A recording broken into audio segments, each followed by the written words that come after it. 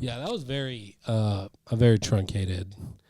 I think that there's a lot of Thank you, Wikipedia, for the zero substance version yeah of this plot. yeah because I think if you haven't watched this movie and you've watching so far, you'd be like, it doesn't sound like a movie I want to watch. And you do because it's all there's so like even Simon's trying to do the magic where he's making that projection of Edgin Darvis, Mr. Darvis.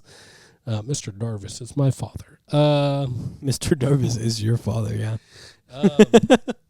No, but and then his face starts distorting, and it's because he literally was inconvenienced by his foot being stuck. But yeah, I think that it's a good story. Again, we talked about how it's not groundbreaking or anything, but it's an entertaining movie. Does it make you want to play Dungeons and Dragons? No, I am too stuck on. I can't afford to play any other games, really. It's really funny you say that because Dungeons and Dragons it's all imagination. Imagination. Like we have the little essentials kit over there, and all it does is give you like a breakdown of the rules. That's all it really does. And it gives you like a guideline for a story if you want to use it. Well, you know what they say. Time is money. And so if it's not money, it's time that I don't have. Okay.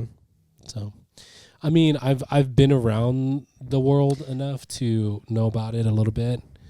This is just Jarvis's long-winded way of saying he doesn't want to play, which is okay. I mean, if the situation is right and, everything aligns, in such a way that... Are you too cool for it? I don't think I'm too cool for it. Are you not cool enough for it? It just doesn't appeal to me as much as the other game that I'm into right now, which is Pokemon. Wow, that was brave of you. I'm a Pokemon nerd. That was brave of you to say. Put it in the comments. I'm not. Yeah, he's not. I'm just kidding. It's such a lie. But that takes up so much of my time and money, I think. I co-own the card shop that Jarvis got addicted in. Yeah, dude. You should. There are cards on the wall all over the place, except right here. This is the movie wall. Yeah. Well, the person that you own the shop with made a mistake and showed me how much I spent there one time, and I was like, this is not okay. You want me to show you mine? I was dude, at one point, a little bit after the shop had opened, I was the second highest spender there behind Josh. Behind me. Oh, really? Yeah, I've always been the first highest spender. Oh. So no matter how much you've spent, just remember that. Like this is how bad it is. And I'm saying this on here, it's not a big deal. I'm not saying numbers, but I've spent so much at my own card shop that I probably haven't spent more than like $20 in the past 4 months, and I'm still the person who has spent the most at the card shop. Yeah, it's pretty bad. So I say all that to say that I don't feel like I can afford time-wise or money-wise. Literally anything. You know what I mean? So yeah. But I always have time for movies, I think, and it's just something that I love so much. So Dungeons and Dragons, the cast that they assembled, just the characters are just fun and unique, and I just enjoyed watching them work together on this crazy journey they were on. Well, yeah, very nice of you. Yeah. So if people were like, "Hey, Jarvis, come play Dungeons and Dragons with us," you'd rather like watch them from a distance and enjoy the story. To be honest with you, that's a weird thing about me is, yes, I might be more interested in just watching. You don't want to be the hero. You want to absorb the story. Yes, that's fine. Yeah, I've always been that checks out, to be honest. Yeah, I stopped playing video games like when I left for college. Yeah, left home for college. The most interactions. I mean, like I know I'm aware enough of the realm of video games as to what's happening because I watch people play video games, but it's not something that I need to be a part of. Which is what Jarvis is going to start doing on Full-Time Video Game Fans, which is like a Let's Play channel, but instead of Let's Play, it's a Let's Watch channel, and it's Jarvis commentating over somebody else. Yeah, you're going to submit your videos of you playing, and I will react to them. It's so dumb, but I love it. But the way it's recorded is Jarvis is watching it on his phone actively like this. Yeah. Where you're like, oh, nice, that's crazy. Yeah. What's going on with this story? Yeah, we're full of great ideas for future projects that, hey, help us out with. Yeah. Like and subscribe and share. It's our new business venture, full-time idea fans, LLC. Hey, I'm never afraid to give my opinion about anything. Yeah? That's asked about. Who are you voting for? I'm just kidding. Don't do that. Don't do that. Yeah, we're Don't not do that. Don't do that. Yeah. That's just not a smart thing to do. But what's your least favorite religion? Oh boy. It's a list. No, but who's your least favorite Hollywood Chris?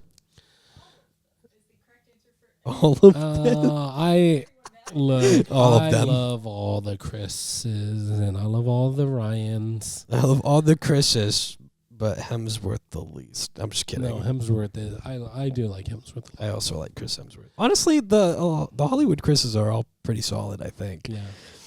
Actually, there's a reason they keep getting jobs. I really do like Chris Pratt. I think he's hilarious. I don't think it's controversial. I feel like people like to make fun of him a lot more, like try to get on his case a lot. He has a little bit of problematic stuff. Yeah, but his problematic stuff is like the weird Hollywood church that he goes to, and that's the one that I saw. And he was like, yeah, I wasn't aware of the weird stuff. We only really go there because it's like a safe place for like celebrities to go to, which I feel like is an okay reason, But people are gonna judge. People are gonna judge regardless. People are just gonna be judging. Look, in an industry where we've got like Harvey Weinstein and a bunch of other like awful people, that's the thing you're gonna get on him for. Yeah. Come on. I get holding people accountable for their actions, but come on. Yeah, there's a certain line when it comes to associations. Yeah. Some of them are legit. You have to. Yeah. We're being told to change the topic. Yeah. So Jarvis, out of all of the races in the world, the Amazing Race is my favorite one. It's my favorite race. I'm so sorry they ended it. Yeah, well, all good things come to an end, just like this movie, as will this review. All good things come to an end. Look, is it a good podcast if we don't get slightly controversial on it? Let's be real. She said yes. We need something for the people to get mad at in the comments about. Yeah. They haven't found him yet. Yeah. No one said anything. Well, the Star Wars ones. Okay, so here's what I want to ask you. Did you personally take this movie as it is just a fun, entertaining thing, or did you have some problems with it? Because I feel like okay, so you have to understand the way that my brain works with movies is that I usually try to go into the movie trying to feel out what it thinks it is, right? And so if it's like a really fun, like funny movie that's absolutely trying its best in all of the wrong ways to be like a game changer for movies, I'm gonna clown on it for failing. But this movie was like, yeah, it's a movie about Dungeons and Dragons. Yeah. And it's going to be that, and it's going to do its best at that. But if it were like, we're going to change how storytelling works and that's in this movie, that's and how we're they gonna try to set it up. Yeah, it's like The Room with Tommy Wiseau, where he's like, I'm not just making a movie about it. I'm making a movie about life. I'm making a movie about a universal theme of betrayal and how no matter how good and perfect you are, life will mess with you. It's like, okay, dude, you literally walk in and go, I did not hit her. I did not do it. It's bullshit. I did not do it. Oh, hi, Mark. Oh, hi, Mark. And that's your life-changing, movie-changing thing, is that you're going to be a weird Transylvanian American man. he still carved out a little area for himself in the movie world. Yeah. And so I think he failed successfully. Just like when I tried to reach for my sword and I fumbled it. That's how it feels. Exactly. That's a perfect illustration for that.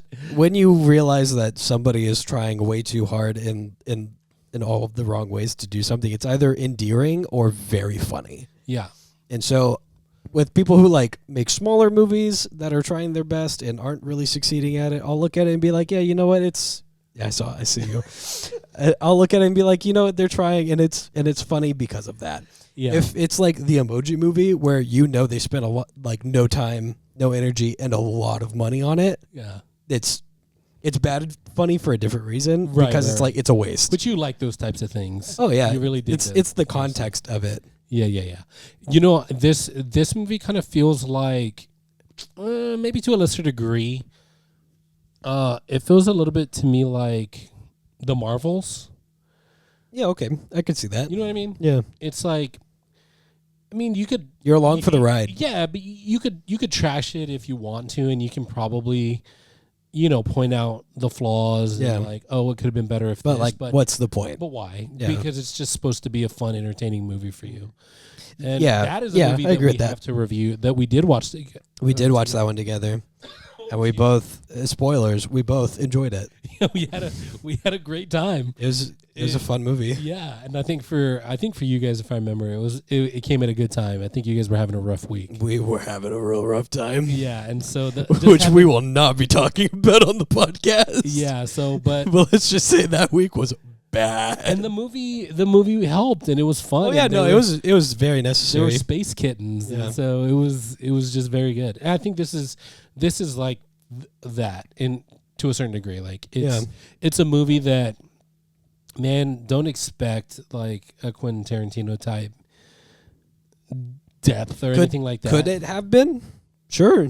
No, not enough people died for it to be a Quentin Tarantino movie. Well, that's what I'm saying. They would have to change some stuff. Have a lot more sitting by the campfire talking about their feelings moments. Yeah, just random, a long 10-minute monologue about something so completely unrelated to the story, just for that person to die the next scene. Yep. Yeah. But this is for sure. I think we can get to the point where we actually, how would you rate this? We've got, I think you added one, which I think was good. So we went from don't watch, watch it in theaters, rewatchable, and own it. And then own it. Yeah. So what is your take on this movie? I'd say watch it. I don't know if it's rewatchable. There's a lot of like fun little things that you could miss, but that's like if you're like a D&D fan. Yeah. You go back and you're like, oh my god, he's got a bag of dice on him. That was like those guys in the bathroom after the Borderlands where they were like, well, I feel like they got the feel of it. They were like trying yeah, they really were. Yeah, where you sit there and you're like, I could see where they could have taken it, and it would have maybe it'd been good if they did it differently. Yeah. I'd say watch it. It's a fun watch. It's worth the watch. Yeah, for sure. To be honest with you, I have a caveat. Mm-hmm. I would say it's rewatchable with the caveat. Mm-hmm. And the caveat is it's one of those type of movies that you would likely put on if you absolutely don't know what to watch and you're probably like just cleaning around the house or doing something else. It's good for like you're sitting there occasionally watching it a little bit. You're catching moments here and there, but you're not like, I'm sitting down to watch this movie. The phone's going away, whatever. I think it's one of those ones that you can rewatch. Yeah, I feel like that's a good description for you're along for the ride, where it's like you could just hop in at any point and still be the same movie. Yeah, exactly. Because you've seen it and you're not going to miss anything. Right. But when you're paying attention, you're going to catch something good that you had a good time with. Well, even if you haven't watched it before, I feel like you could just hop in and out of it and still be like, yeah, okay, this is just what they're doing now. Yeah. Because the bearing of the important things of the story are reiterated enough to where you're like, yeah, this makes sense. Yeah, and again, I feel like a need to just go over the whole story again from the beginning. Okay. Do you want the Wikipedia article? No. But what I mean is like we've got a guy who lost his wife. There's grief there. He just wants to bring her back, and in his world, he can with this thing, right? And so, and he wants to get his family back, and of course, the other people that are interfering. That, it's a classic Fast and Furious plot where they try to bring the family back together just to realize they are the family. Yeah, exactly. And we have Michelle Rodriguez in there as well. Yeah, because you do. She's playing the same character. Yeah. You know what I mean? The tough girl that you don't mess with because Very she true. Will We forgot about what's her name? Holga's husband. Oh, He was a very small man. oh yeah. Small in stature, but not in heart or character. He's a halfling, I think, and she's I would say more than a halfling. He's like a 1/3ling. all right. Let's not get racial here. All right. Okay, well, and this is played by Bradley Cooper. Mm-hmm. Surprising, which is also she's cool. like massive barbarian woman, and he is small halfling man. Yeah, she's like she-woman. It's like 5 times his height. Yeah. And so it's very funny to look And their at. dynamic works because he's just a sweet, caring, loving guy. Mm-hmm. Yeah. And she left her clan, kicked her out for her love for him. Yeah. And then he moved on. And with that, we will also move on to the middle of the movie, which we'll rehash again. No, I'm just kidding. I'm just kidding.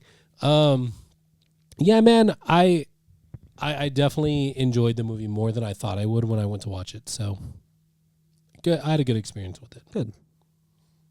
You just need to find out for yourself, guys. Watch it for yourself if you haven't. And tell us what you think in the comments if you did watch it. Right, I think. All right. So I guess we'll wrap things up, guys. We appreciate you guys hanging out with us for this review of Dungeons and Dragons. We hope that your day and or night is everything you dreamed it to be and more. And we will catch you on the next review. Roll for initiative. Hey. You look good over there. Look real good. We thought about sharing your kindness with others. Share the love. Maybe like the video. Click on that subscribe button. And show your friends. Yeah, just touch it ever so lightly, that like button. Move over to the subscribe button. Maybe tap your keyboard just a little bit. Leave a comment.